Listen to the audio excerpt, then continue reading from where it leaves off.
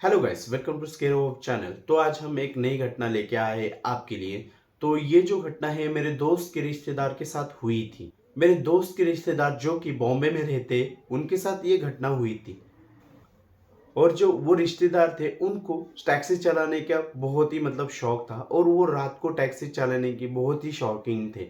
But एक रात उनके साथ ऐसा कुछ हुआ कि उसके बाद वो कभी भी रात को टैक्सी चलाने के बारे में अभी सोचते भी नहीं है। तो क्या हुआ उस रिश्तेदार के साथ, तो आज ये हम आपको सारी कहानी विस्तार से बताने वाले। तो हमारे साथ जुड़े रहे। तो ये कहानी है रवि की, जो कि हर रोज की तरह अपनी टैक्सी चला के रात को घर जा रहा था। जो उस वक्त उसको 2 या 3 बज चुके थे। उसी समय जोर की बारिश हो रही थी और ठंडी हवाएं चल रही थी। तभी उनको रात को गाने सुनते हुए जाने का बहुत ही शौक था। तो उनको कुछ 2-3 बजे भाड़ा वगैरह नहीं मिला था ज़्यादातर करके, तो इसके लिए वो अपने घर जा रहे थे। तो उनको तभी एक रास्ते में लड़की खड़ी हुई दिखी, जो कि सफ़ेद साड़ी पहने हुए थी। और वो जो था फुल खुला हाईवे था, वहाँ पे ज़्यादा गाड़ियाँ आती जाती नहीं थी। और उस ब्रिज के जो हाईवे था, तो उसके इसमें ये मान्यता थी कि वहाँ पे कुछ न कुछ हॉरर इंसिडेंट होते ही रहते हैं, हर बार कुछ न कुछ होता ही रहता है। तो इस बार कुछ ऐसा ही रवि के साथ भी होने वाला था। तो उस दिन क्या हुआ कि जो सफ़ेद साड़ी पहनी हुई औरत थी और रवि लालच में आ गया। और उसमें लालच में आके गाड़ी रुकवा दी और उनको पूछा कि मैडम जी, बोलिए आपको कहाँ जाना है। तो उन्होंने कहा कि मुझे यही पास में एक गांव है, उस गांव में जाना है, तो मुझे वहाँ पे छोड़ दीजिए आप प्लीज़। तो उन्होंने रिक्वेस्ट की। तो उन्होंने भी सोचा कि इतनी बारिश हो रही है और एक अकेली लड़की बेचारी भीग रही है और ठंड भी बहुत थी। तो उन्होंने उस लड़की को अंदर बिठा लिया और अंदर अपने जैसे कि शरीर की गर्माहट से गर्मी हो गई थी, तो अंदर इतनी ठंड नहीं लग रही थी। तो इसके लिए उन लड़की को अंदर बिठा लिया और पूछा कि उनको, मैडम आपको कहाँ जाना है। तो उन्होंने रवि को कहा कि इस गांव में मुझे थोड़ी देर है, तो वहाँ पे छोड़ दीजिए, तो मैं वहाँ से अपने घर चली जाऊँगी। तो उन्होंने कहा कि इतना इतना भाड़ा होता है मैम, तो इतना दे दीजिए मुझे। मैडम ने कहा कि ओके, मैं अपने आपको भाड़ा देती हूँ, आप चलिए प्लीज़ जल्दी, मुझे बहुत ही देर हो गई ऑलरेडी। तो रवि ने कुछ ज़्यादा सोचे समझे ही उसको बैठा लिया और चलने लगे। वो ऐसे ही चल रहे थे। तो मैडम कुछ देर तो उसकी तरफ घूर के ऐसे देख रही थी, जैसे कि अभी वो कच्चा ही खाने वाली है उसको। लेकिन जो रवि था वो डरा नहीं, कुछ नहीं। उसको लगा कि ऐसे ही देख रही रहेगी रात को, कुछ उसको लग रहा रहेगा कि हम भी चोर उचक के हैं, तो इसके लिए वो शक की नज़र से देख रही है। तो उसने रवि ने तो उनको इग्नोर किया पहले तो। फिर वो रवि ने उनसे बात करने के लिए, थोड़ी देर में रवि ने उनके साथ बात करने के लिए रवि ने ऐसे पीछे मुंह घुमाया। तो उन्होंने देखा कि वो लड़की जो थी कि बाहर देख रही थी जो, और रवि ने उसको देखा। तो उन्होंने सोचा कि जाने दो, मुझे क्या करना है, मुझे इनको इस गांव में छोड़ना है और मुझे पैसे लेने और निकल जाना है। इसके लिए उन्होंने ज़्यादा कुछ सोचा नहीं था। फिर वो जो रवि थे, तो उन्होंने बात करने की कोशिश की कि हेलो मैम, का आप कहाँ से हो, ऐसा वगैरह वैसा वगैरह, क्योंकि उनको मैडम को थे जो कि कंफर्टेबल लगने के लिए उनसे बात करना शुरू किया था। लेकिन जो वो लड़की थी वो बिल्कुल भी कंफर्टेबल नहीं थी उनके साथ बात करने में। तो उन्होंने रवि ने उस चीज़ को भाप लिया कि ये लड़की जो है हमारे साथ कंफर्टेबल नहीं है, तो इसके लिए हम बात करना छोड़ देते। पीछे आने वाली कार देखने के लिए जो मिरर रहता है वो ऐसे ही घुमा दिया और उसमें पीछे वाली कार में देखने लगा, तब भी वो लड़की उसमें दिखी। और देखता है तो क्या, उसके अंदर जो सफ़ेद साड़ी के अंदर जो इतनी खूबसूरत औरत थी, चेहरा ही नहीं उस औरत का।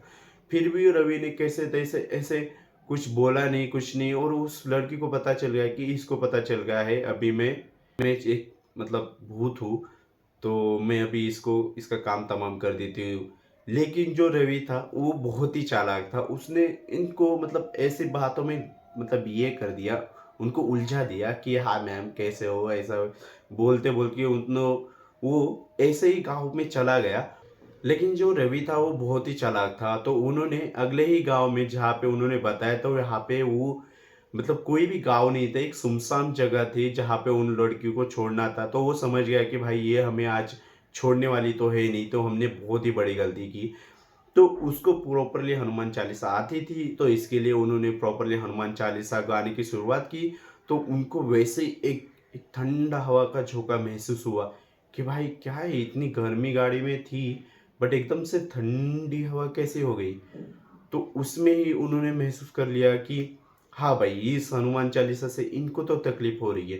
तो इसके लिए उन्होंने ज़ोर ज़ोर से बात करने की कोशिश की। तो उसमें भी वो लड़की जो थी बहुत ही पावरफुल थी। तो उसकी गाड़ी बंद पड़ रही है, बार बार चालू कर रहा है, वो भाग रहा है वहाँ से। और वहाँ पे वो आवाज़ आ रही है किसी चिल्लाने की, रोने की। रवि था तो वैसे ही एक मंदिर के पास गाड़ी लेके जाता है, और वैसे ही जैसे ही वो दरवाज़ा खोल के उतर जाता है, तो वह मंदिर के अंदर जाने के लिए निकल जाता है। लेकिन जो लड़की थी, वो बहुत ही मतलब इतना खतरनाक थी। वो रवि के पास दौड़ दौड़ के जाने की कोशिश कर रही थी, उल्टे पैर से दौड़ने की कोशिश कर रही थी। तो रवि भी था, तो हनुमान चालीसा का पाठ कर रहा था, तो इसके लिए उसको कुछ भी नहीं हुआ। तो वो गया, मंदिर के अंदर गया, और वहाँ पे गाड़ी की चाबी वगैरह सब कुछ वहाँ पे ही गिर गई। और वहाँ पे उसने कुछ भी नहीं ली, सीधा जाके मतलब जो मंदिर था, जो भी वहीं पे कहाँ पे मंदिर था, वहाँ पे जाके लेट गया। और वहाँ पे भी मतलब गायत्री मंत्र, हनुमान चालीसा वो सब पाठ करने लगा। तो वैसे ही वो औरत रात भर उसको घूरते देखी, और उसी मंदिर के बाहर जिस मतलब उनकी जो लिमिट के आगे नहीं आई, जो मंदिर की सीमा थी उसके आगे नहीं आया, उसके पीछे ही वो लड़की उस रवि का इंतजार उसी गाड़ी में और रात भर उसी गाड़ी के आसपास ही करती बैठी।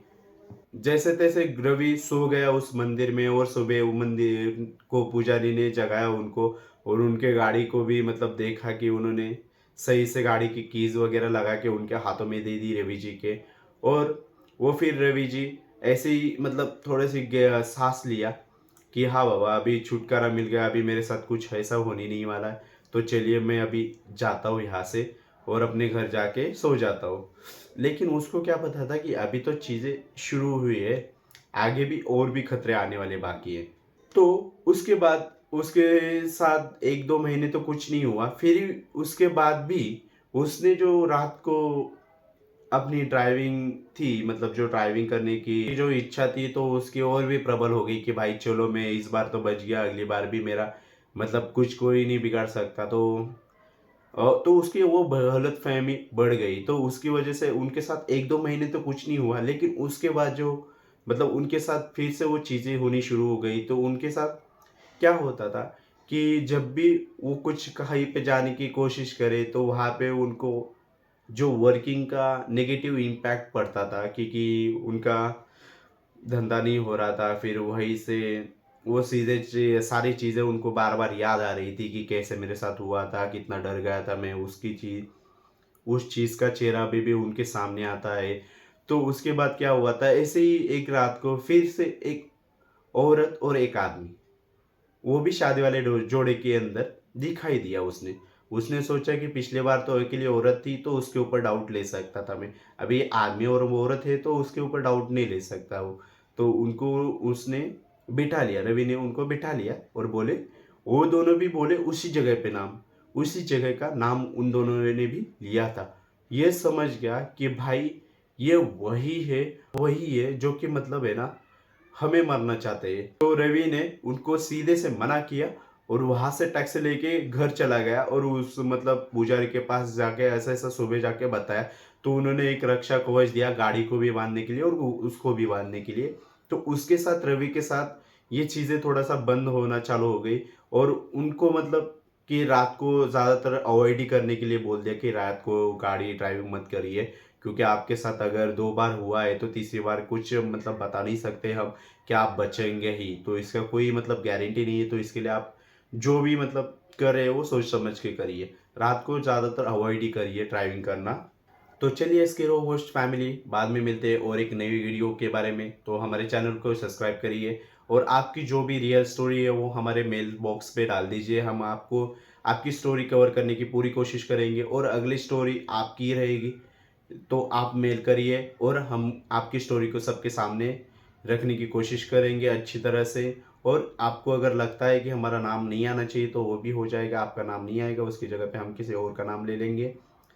तो और आपके जो रियल हॉरर स्टोरीज आपके साथ हुई है तो हमारे साथ ज़रूर शेयर करिए। हम और दूसरों के साथ शेयर करेंगे जिसमें कि लोगों को बचने का उपाय भी मिल जाए और उनको मतलब समझ में भी आए कि ऐसे-ऐसे कुछ चीज़ें होती हैं जो कि हमारे समझ के बाहर होती है। तो इसके लिए हमें उससे सतर्क रहना चाहिए। तो आज की इस कहानी से हमें सीख मिलती है, कभी भी मतलब आपको लालच नहीं करना चाहिए। तो चलिए हम बाद में मिलते हैं, तब तक के लिए bye bye. Thank you and thank you for watching हमारा वीडियो।